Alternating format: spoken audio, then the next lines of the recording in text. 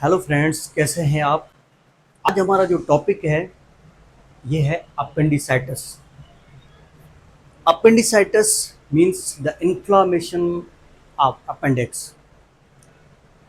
Swelling, inflammation, सूजन appendix की हो जाए तो उसको अपेंडिसाइटिस कहते हैं। सबसे पहले ये क्वेश्चन है कि व्हाट इज अपेंडिक्स। अपेंडिक्स है क्या। Appendix is a tube like structure. एक फिंगर लाइक एक मास होता है, स्ट्रक्चर होता है, एक उंगली की तरह, जो कि लार्ज इंटेस्टाइन के अर्ली हिस्से में, जिसको हम सीकम कहते हैं, वहाँ ये मौजूद होती है। और ये एक चीज़ कुदरत वाले ने बनाई है, कोई ख़ास इसके फंक्शन नहीं होते, लेकिन जो चीज़ नेचर ने बनाई है उसमें कुछ न कुछ फ़ायदे होंगे, ज़ाहिर है काम की चीज़ होती है। तो ये जो इनकी स्वेलिंग हो जाती है, इन्फ्लामेशन हो जाए, इन्फेक्शन हो जाए इसमें, तो इसको कहते हैं अपेंडिसाइटिस। अब ये कि अपेंडिक्स के फंक्शन क्या हैं, क्यों हमारे बॉडी में ये होती है। अपेंडिक्स एक ट्यूब लाइक, हम बता रहे हैं कि स्ट्रक्चर, एक आर्गन है जिसका कोई ज़्यादातर फंक्शन नहीं है। बच्चों में आईजीए एंटीबॉडीज़ प्रोड्यूस करता है, जो कि हमें वायरल इन्फेक्शन, बैक्टीरियल इन्फेक्शन से बचाता है बच्चों को। दूसरा ये कि एडल्ट में जब कोई लूज़ मोशन हो जाए, डायरिया हो जाए, तो उसकी वजह से जो इंसान के इंटेस्टाइन में नॉर्मल फ्लोरा बैक्टीरिया होते हैं, जो कि बॉडी को या इंटेस्टाइन को सेहतमंद रखने में, हेल्दी रखने में काम आते हैं, तो लूज़ मोशन में वो नॉर्मल फ्लोरा भी उसमें बह जाते हैं। लेकिन ये अपेंडिक्स की है जो कि उनको संभाल के रखता है या बचा के रखता है। कुछ नॉर्मल फ्लोरा इसी अपेंडिक्स के साइड में जमा हो जाते हैं, जो कि जब पेशेंट का लूज मोशन बेहतर हो जाते हैं तो फिर ये बॉडी में वापस से इंटेस्टाइन में आके अपना फंक्शन दिखाते हैं। तो ये अपेंडिक्स के ज़्यादातर फंक्शन होते हैं। अब ये है कि अपेंडिसाइटिस के काजेज़ क्या हैं, वाई इट अकर्स। अपेंडिसाइटिस के काज या तो बैक्टीरियल इन्फेक्शन, वायरल इन्फेक्शन, इससे भी हो जाता है। और अपेंडिसाइटिस का एक ये भी काज है कि अपेंडिक्स जो आर्गन है उसके साइड में जो एक छोटा सा जो मसल है, उसके साइडों में इंसान के फीसेस या स्टूल के पार्टिकल्स उसके मुंह में फंस जाते हैं, जिसकी वजह से भी एक किस्म का इन्फेक्शन प्रोड्यूस होता है, तो अपेंडिसाइटिस हो जाता है। उसके बाद इनके साइन एंड सिम्टम क्या है।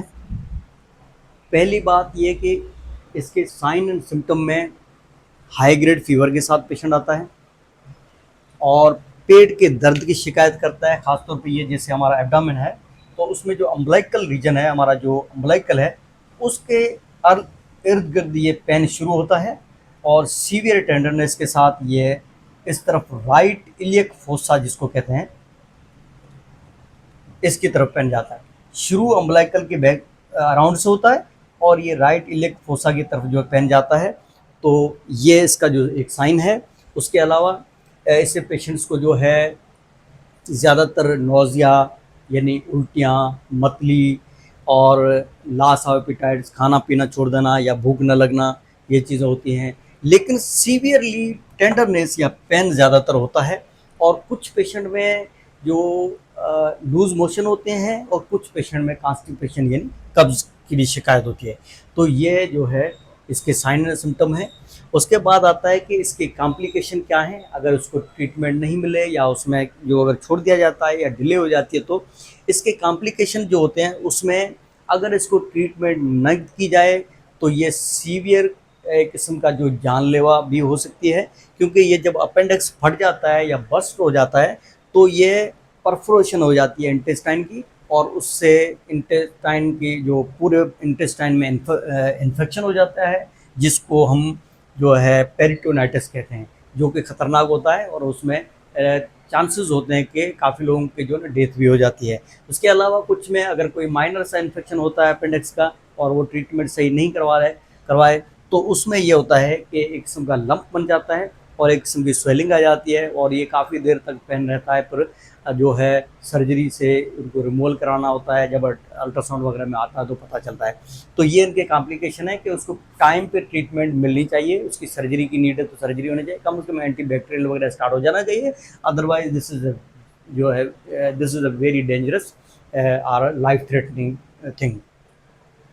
उसके बाद है इनके टेस्ट या इन्वेस्टिगेशन या इसके जो डायग्नोज कैसे करें। पहले तो ये इनके जो सिम्टम्स हैं इससे पेशेंट का पता चल जाता है कि इसको लग रहा है कि अपेंडिसाइटिस है, क्योंकि सीवियर टेंडरनेस, नोजिया, वोमिटिंग और ये चीज़ें होती है इससे। दूसरा ये है कि इसको डायग्नोज करने के लिए हम अल्ट्रासाउंड एब्डामिन करवाते हैं। अल्ट्रासाउंड एब्डामिन में पता चल जाता है कि अपेंडिसाइटिस है। उसके अलावा अगर सीबीसी का टेस्ट कराओगे तो टीएलसी या डब्ल्यूबीसी काउंट जिसको कहते हैं बहुत रेज हो जाते हैं, इंक्रीज हो जाते हैं, उसमें भी डायग्नोज हो जाता है। अगर यूरिन का टेस्ट कराएंगे तो उसमें पस सेल्स आते हैं, और कभी कभार अल्ट्रासाउंड में या किसी चीज़ में मिस भी हो जाए तो सीटी एब्डामन करवाते हैं, तो उसमें क्लियरली उसकी पूरी पिक्चर आ जाती है कि उसमें कितनी इन्फ्लामेशन है, इन्फेक्शन है, क्या है, जो भी है, तो अपेंडिसाइटिस डायग्नोज हो जाता है इन चीज़ों से। उसके बाद है इसकी ट्रीटमेंट। इसकी ट्रीटमेंट के लिए ये है कि एंटीबायोटिक्स दिए जाते हैं, एंटीबैक्टीरियल दी जाती है, और इसका जो ट्रीटमेंट मेन जो है वो ये है कि इसका ट्रीटमेंट अक्यूट अपेंडिसाइटिस में रिमूवल ऑफ द अपेंडिक्स है, यानी अपेंडिसेक्टमी जिसको कहते हैं, कि आपने अपेंडिक्स को ही निकाल देना है, फिर बंदा नॉर्मल ज़िंदगी गुजारता है। ऐसा नहीं है कि कुछ लोग समझें कि अपेंडिक्स निकल गया पता नहीं क्या हुआ। ज़्यादातर ये बच्चों में होता है, और उसमें ये जब इन्फेक्शन हो जाता है, एक्यूट कंडीशन में आते हैं, तो फिर इसकी सर्जरी करा के रिमूव ही करना होता है। तो ये आज का हमारा टॉपिक है। अगर आपके ये वीडियो अच्छी लगी है तो अपने दोस्तों को शेयर करें, और मेरा चैनल को सब्सक्राइब करने के लिए बहुत बहुत शुक्रिया।